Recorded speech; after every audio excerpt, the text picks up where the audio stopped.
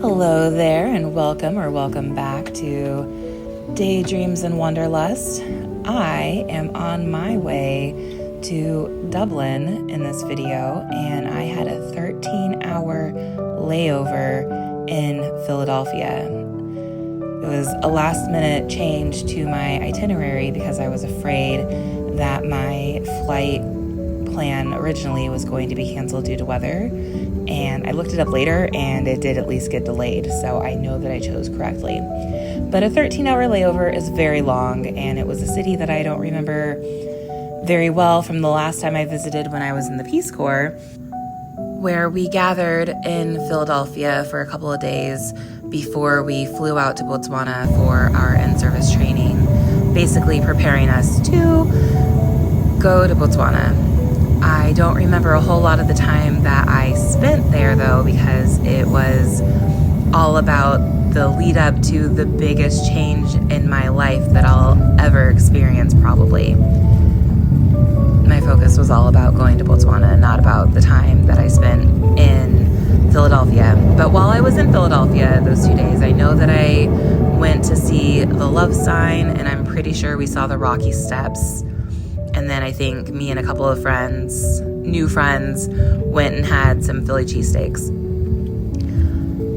So knowing that was all the time that I had spent there, and knowing how much history has happened in this city, it seemed only right that I leave the airport so that I can go see all the things that I missed, or at least as much of them as I could. I also started to realize that my phone was dying really quickly, and so I wasn't able to get as much film as I wanted to because I didn't realize on this trip that I was going to be filming the way that I was filming, or that I wouldn't be able to charge my phone as often as I would need to. Poor planning on my part, but oh well. I did have a lunch at a restaurant whose name I will mention and tag in my Instagram. So if you want to see the details of that, because it was very, very good. And I think everyone should check it out if they have a chance. You can check that out on my Instagram, which is Daydreams and Wanderlust.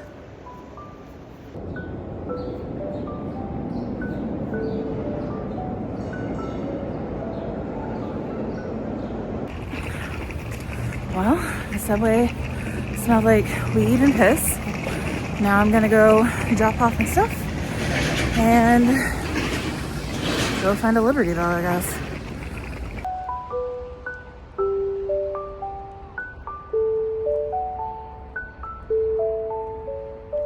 I pretty much walked right into the Philadelphia Independence Hall. However, if you're planning on visiting, I highly recommend that you book your tickets. Book your tickets online. You can do it a month in advance.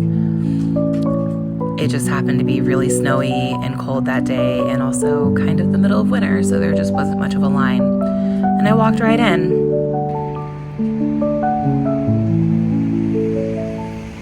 You have gum. I'm not your mother. If you want to swallow your gum, I won't judge you in any way, shape, or form.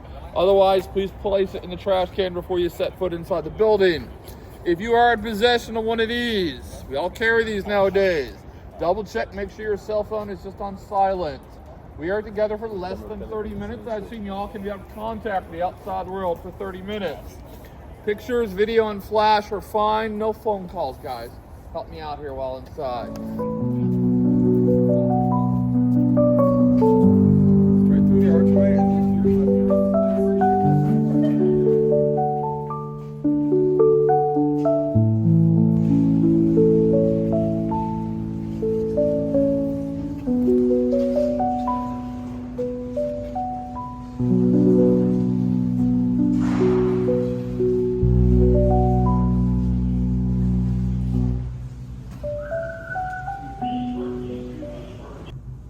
Why? Because believe it or not, even at this late date, not all of you are in favor of independence. Some of you are, some of you are not. But if we're going to talk independence, folks, let's do it in the room where they actually decided on American independence. Let's go across the hall and see where they declared American independence. But welcome to the room where they signed it. Both the Declaration of Independence and the United States Constitution were debated and signed in this room. But also remember, I told you it was built to be a state capital, and this is where the legislature is. The room has been restored as best we can to the way it would have looked at that time. Which, if you look, is this perfect? Unfortunately, I don't think so. Will it ever be? Short of one of you inventing the ability to travel through time, I don't know that we're ever going to know any more than we already do. The reason for the meeting here in Philadelphia, what the history books call a constitutional convention, was an attempt to solve some of our differences. And it is a controversial meeting. Only 12 states will name delegations. Rhode Island is the lone holdout. But New York arrived, and then most of them were so horrified about what went on here, they left, refused to come back. When it came to the presidency, their attention tended to focus on two possible candidates. One is Benjamin Franklin. The problem with Benjamin Franklin is he's a different generation. He is 81 years old. His health is bad. He cannot attend every session. Those that he does and has a speech to be given, he starts off reading this speech and then cannot finish and has to have someone else finish it for him. Most know his health is not good and will not be much longer. The other candidate is the one sitting behind me. Should be sitting behind me. You all notice the chair up there on the platform. That fancy chair with that kind of carved half sun on the back. It has a nickname in our history books. It is called the Rising Sun Chair. It is the chair used when George Washington presided over the Constitutional Convention. So why George? Why Washington? Why do they focus so much on him? One of my favorite reasons is what he did at the end of the war.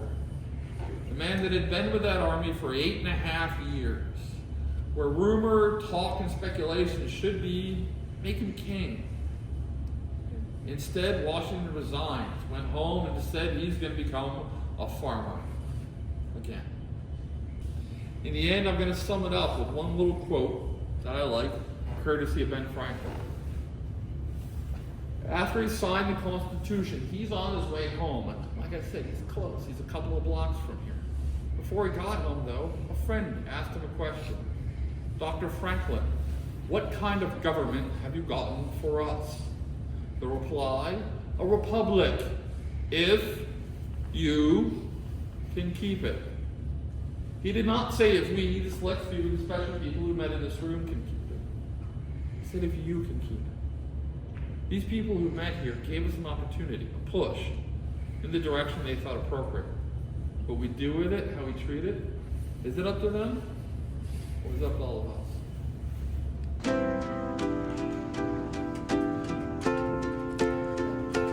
After visiting the Independence Hall, I went to, I think, the Congress House or something like that, and got a little spiel there, but I didn't record it. Basically, it was the meeting place of Congress, and then upstairs, what you'll see in a minute, is where the Senate met.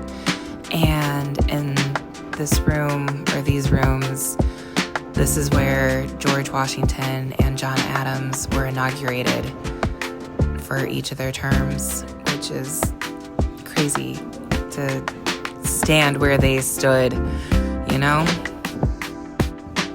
Just overwhelmed at every turn by the sense of excitement and intensity and hopefulness that exists in every corner, every inch of these walls.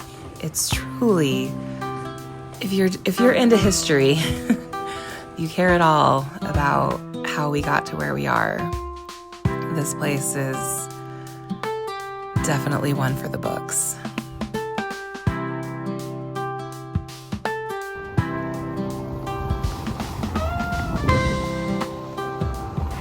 And then I went to the Liberty Bell, which was pretty cool.